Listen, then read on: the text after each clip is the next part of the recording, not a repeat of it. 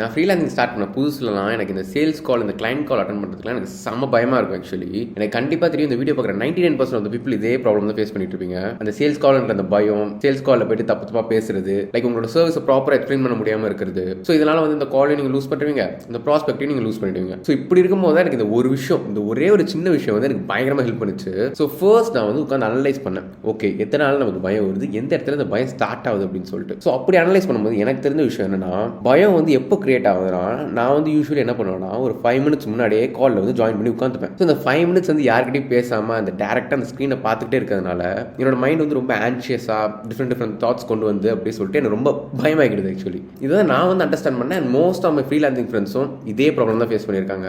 So இதை avoid பண்ண நான் என்ன பண்ணேன் மீன்ஸ், எல்லா கால் ஸ்டார்ட் ஆகும்போது கரெக்டாக எக்ஸாக்டாக அதே டைமில் ஜாயின் பண்ணேன். லைக் இப்போ 7 o'clock ஒரு கால் இருக்குன்னு வச்சுக்கோங்களேன், 7 o'clock எக்ஸாக்டாக ஜாயின் பண்ணுவேன். அண்ட் அதுக்கு முன்னாடி வரைக்கும் இந்த கால் பற்றி நான் யோசிக்கவே மாட்டேன். என்னோட நார்மல் டாஸ்க், என்னோட நார்மலான விஷயங்கள் தான் நான் பண்ணிட்டு இருப்பேன். And trust me when I say this, இது பண்ண ஸ்டார்ட் பண்ணதுக்கு அப்புறமே எனக்கு சேல்ஸ் காலில் சுத்தமாக பயம் இல்லை. இதெல்லாம் கேட்கும்போது கண்டிப்பாக உங்களுக்கு வந்து ஓகே இதெல்லாம் ஒர்க் ஆகுமா அப்படின்ற மாதிரி இருக்கும். நீங்கள் ட்ரை பண்ணி பார்த்துட்டு வந்து சொல்லுங்கள், you will be amazed for sure.